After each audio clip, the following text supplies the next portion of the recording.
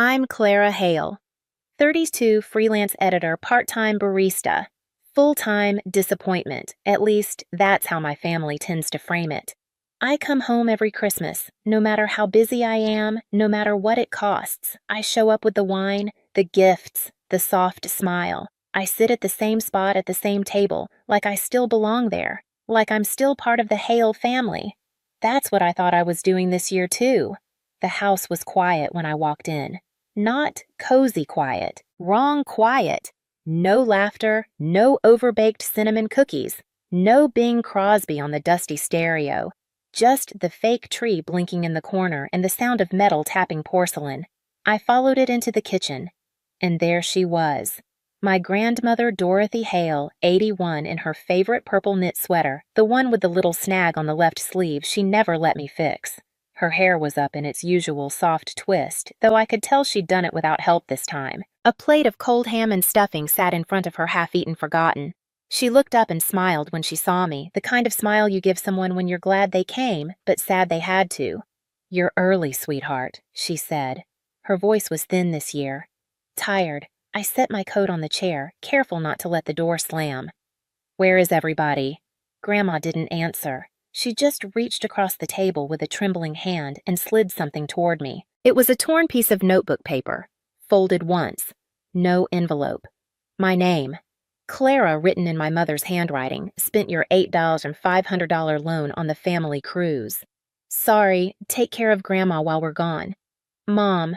My mother, Elaine, always did have a way of making betrayal sound like a casual favor. I stared at the note. Read it once. Then again, the words blurred around loan and cruise. That money was for my dental surgery. I'd been putting it off for 2 years, worked nights, skipped meals, drove Uber in the snow. I'd finally saved enough. Every dollar mine, and they'd spent it on a vacation. I looked at Grandma. She was holding her orange juice with both hands, now careful not to spill. "I guess they didn't think you'd mind," she said softly. I sat down, slowly. The kitchen chair felt colder than I remembered. "They left you here," I whispered. She didn't answer right away, just folded the napkin on her lap like it was Sunday dinner and we had company coming. Then she looked at me, calm, clear-eyed. "We'll fix this," she said. "That's all." Not, "I'm sorry." Not, "Let it go." Just, "We'll fix this." And somehow that broke something in me far deeper than the money ever could. I nodded. Not because I had a plan, but because for the first time in years, I wasn't alone at that table. We sat there for a long time that night. Me, staring at that torn piece of paper like it might change if I stared hard enough. Grandma Dorothy quietly chewing her cold ham, like disappointment was just another thing you learn to swallow. I should have said something. But what do you say when your family steals from you and leaves you a person to love as a consolation prize? I took her plate, warmed it up in the microwave, found her a fresh fork. It was such a small thing, but her eyes softened when I handed it back. You always remembered the little things she said. She didn't mean the fork. She meant the 100 other things I'd remembered when no one else did. Like how she liked her tea, steeped 5 full minutes. How her arthritis flared up when it rained. How she still flinched when someone closed a cabinet too hard because Grandpa used to slam things before he left for good. I sat back down across from her, the note still between us. "I don't think they meant to be cruel," I said quietly. Grandma took a long sip of tea and raised an eyebrow. "Oh, honey," she said. "Of course they did. That's the only way they know how to be." It hit me then, not like a punch, but a slow settling. This wasn't the first time they'd chosen themselves. I remembered being 17, sitting on the edge of this same kitchen chair, trying to explain that I hadn't taken the pills from her medicine cabinet, that it was Caleb, our golden boy, who'd stolen them, that he needed help. And I remembered how Mom didn't ask questions. She just packed my bags and told me I couldn't stay if I kept lying. The only person who came out to the driveway that night was Grandma. She wrapped me in her coat, the brown one that smelled like ivory soap, and whispered, "Call me when you land. Don't disappear like your mother did."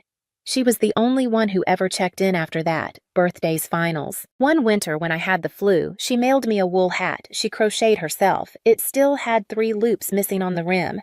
I wore it anyway. No one else remembered, but she did.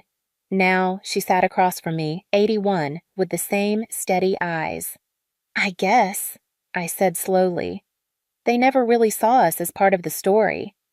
Grandma folded her napkin and looked at me with something almost like pride. That's because they only write themselves into the ending. But we've been here since page 1. That night, I slept on the old pull-out couch in the den. She brought me an extra blanket, the floral one I always used as a kid, and left a cup of chamomile on the nightstand. Neither of us said goodnight. We didn't need to. The next morning, I woke up to the smell of toast, not the artificial cinnamon sugar kind Mara used to burn in the toaster, but real bread. Rye cut thick, toasted on the pan. The way Grandma always made it when someone was sick or sad, I found her in the kitchen humming something soft. She had her slippers on the wrong feet and her cardigan hung off one shoulder like she'd dressed in a hurry, but her hands moved steady, buttering the toast edge to edge. "I figured you didn't sleep much," she said, not looking up. "You always hated the pull-out." I smiled. "You remember that?" She gave me a look. "I remember you." She slid the plate toward me and then, like it was nothing, placed an old wooden box on the table. Faded, dusty, I hadn't seen it in years. Inside were papers, tax forms, bank statements, envelopes with sticky notes. Grandma reached in and pulled out a small green notebook. Her handwriting filled every page: grocery lists, medication changes, dates, passwords. She flipped to a page labeled 2016, the year they started using me. "This is where we begin," she said. I didn't ask how she knew what I was thinking. She just did. For the next 2 days, we worked like librarians, sorting a crime scene. No drama, just paper pens, reading glasses. She'd squint at something, circle it, and pass it to me. I'd cross-reference it on my laptop, check timestamps, bank routing numbers. We set up shop in the living room. She sat in her old recliner with the cushion that always slid sideways, and I curled up on the floor with an extension cord and a legal pad. There was something oddly holy about it.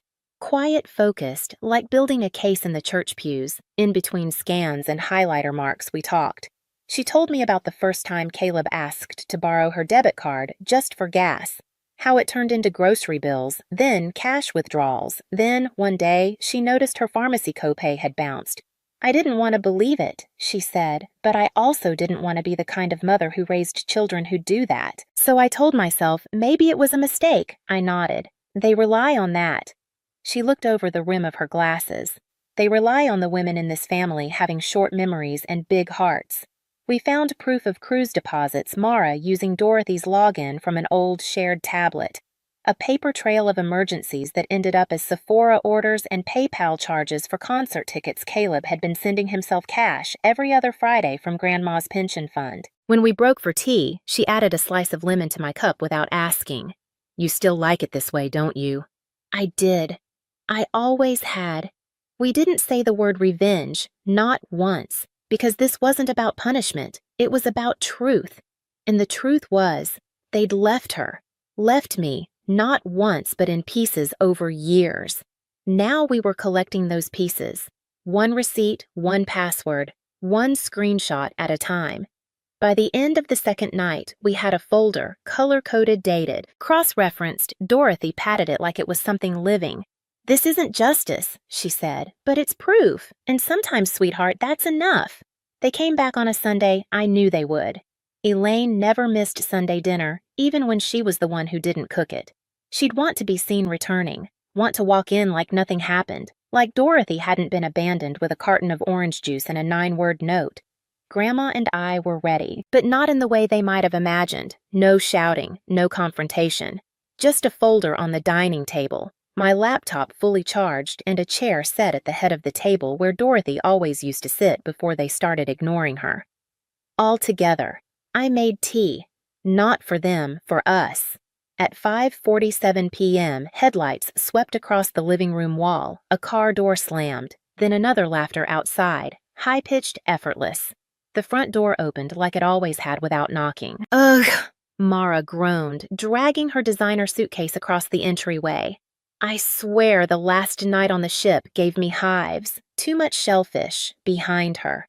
Elaine walked in with oversized sunglasses still on, even though the sun was already slipping behind the pines. Her perfume hit first floral heavy, the same scent she wore to funerals and fundraisers. Russell followed with his usual grunt, his face red from too many poolside daiquiris. Then Caleb, last as always, dropped his duffel bag in the hallway and headed straight for the couch. No one looked at Grandma. No one said her name. Elaine squinted toward the kitchen. "Did you even clean a little?" she asked, stepping over Dorothy's shawl like it was a pile of old towels. Caleb snorted. "Where's dinner?" "Don't tell me you cooked." Mara sat at the counter, already scrolling through her phone. "I'm starving." "Can we do Chinese?" I stood slowly. I hadn't moved until then. I let them walk into their comfort. Let them feel like they still ran the place. "I'm glad you're all here," I said, my voice even. They turned, 4 heads, 4 expressions that all said the same thing. "Oh, you're still here," Elaine sighed. "Clara, let's not do this right now. We just got back." I pulled out the chair at the table, sat down, turned the laptop toward them. "I think we should do it now," I said. "I have something to show you." There was a pause. Caleb rolled his eyes. "Oh God, not this again. Still bitter over your little loan." Dorothy hadn't spoken. She didn't need to. She sat down across from me, hands folded in her lap, eyes fixed on the screen, calm, present. For the first time in years, she looked like the head of the family again. I clicked open the first folder.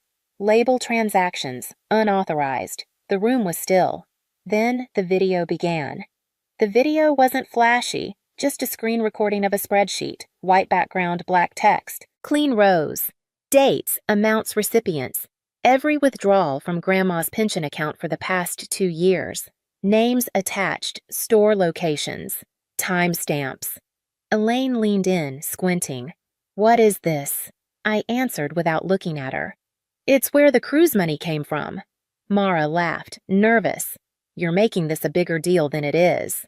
I clicked on the next tab, a screenshot. Grandma's online banking profile.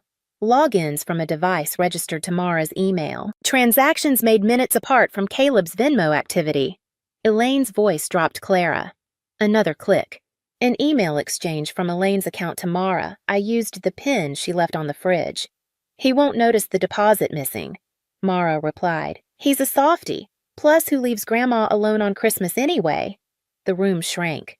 I pulled up the audio file. "Hit play." Kelly's voice. Caleb's wife, shaky but clear. "I didn't want to go. I told Caleb it was wrong. But he said if Clara didn't give the money, they'd leave her and deal with it later. He said, 'She always folds.' I couldn't do it anymore. I'm sorry." Caleb bolted upright. "You recorded my wife. That's illegal." "No," I said calmly. "She asked me to. She said she was tired of covering for you, tired of watching you bleed people dry." Elaine's lips thinned.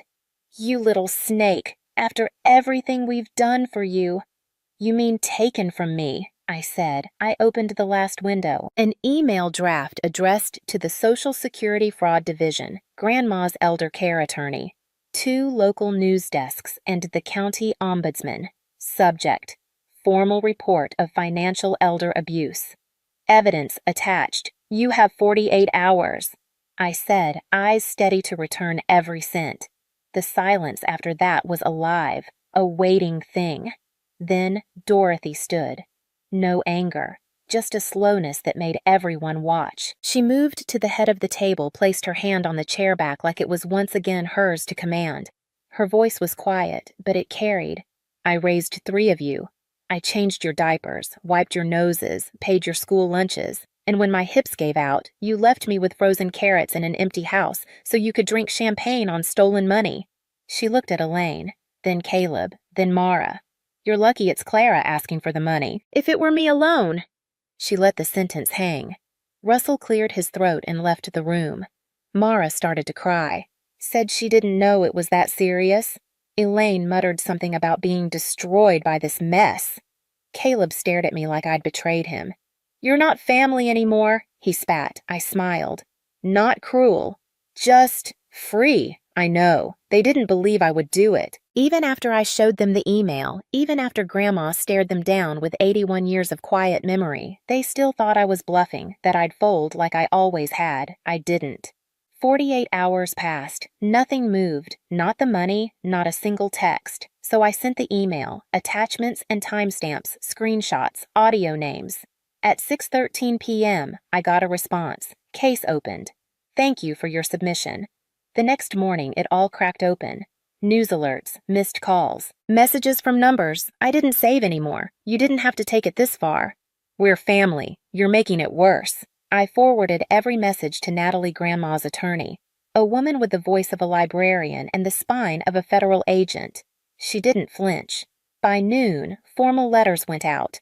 Elder abuse, unauthorized withdrawals, financial misrepresentation, the amount owed with interest and fees, $14,322.85. That evening, Elaine showed up at the door. She didn't knock. She stood there in yesterday's makeup and a coat I hadn't seen since 2012. I brought a check, she said, voice raw. $8,500. Don't ask for more. I didn't reach for it. She shoved the envelope into my hand. You're turning your back on your mother, she hissed. I stepped out, closed the door behind me, looked her in the eye and said, No, I'm turning my back on a thief. 2 days later, Mara sent a wire transfer, 4 payments spaced a week apart. Her employer had found the article, the one with the headline, Family Steals Grandmother's Pension Gets Exposed by Eldest Grandchild. Mara's name was in the screenshots, her captions, her emails. She begged me to take the story down. I told her to make the next payment on time. Caleb was last. He posted on social media about toxic siblings and family betrayal, complete with dramatic music. It got 3 likes, then Kelly, his wife, left him. She called me that same night. I'm sorry it took me this long, she said, but watching you do this made me realize I don't have to stay scared. I helped her find a place. No strings. By the end of 2 weeks, every dollar was returned. I used part of it to finally fix my teeth. Bought Dorothy a proper lift chair, paid for a home nurse to check in twice a week. The rest went into a joint account, just our names on it, ours and no one else's. When I showed her the paperwork, she stared at it for a long time. They took everything from me, she whispered. But they didn't take you. We moved out that spring, a small apartment. 1 floor. Quiet, 2 rooms, 1 for her, 1 for me. She called hers the fort. Filled it with old quilts, faded pictures, and the ceramic angel I once gave her when I was 7. We grocery shopped together. She picked out soup cans like they were gemstones. Every time she found a ginger ale on sale, she'd nudge my elbow and say, You always liked this, even when you swore you didn't. One night she knocked on my door, sat slowly on the bed. When you saw the note, she asked, Why didn't you just leave? I thought for a long time. Then I said, Because I remembered who I was before they made me forget. She reached over, touched my hand. Just once, I'm proud of you, she said, not because of the money, because you stayed kind. That broke something soft in me, something that hadn't made a sound in years. They never called again, not on my birthday, not on hers, not even when the article made the state newsletter. But I heard through a cousin that Elaine tried starting a cooking blog. It lasted 2 posts. Mara changed her name on LinkedIn. Caleb's wages were garnished. They were still trying to rewrite the story, but I had the receipts, and the truth was already out there. Sometimes people ask if I regret what I did. I don't. Because that quiet apartment, the way Dorothy hums when she folds laundry, the way we sit at dinner without needing to talk, that's peace. And for the first time in my life, I don't feel like I'm surviving family. I feel like I finally have one.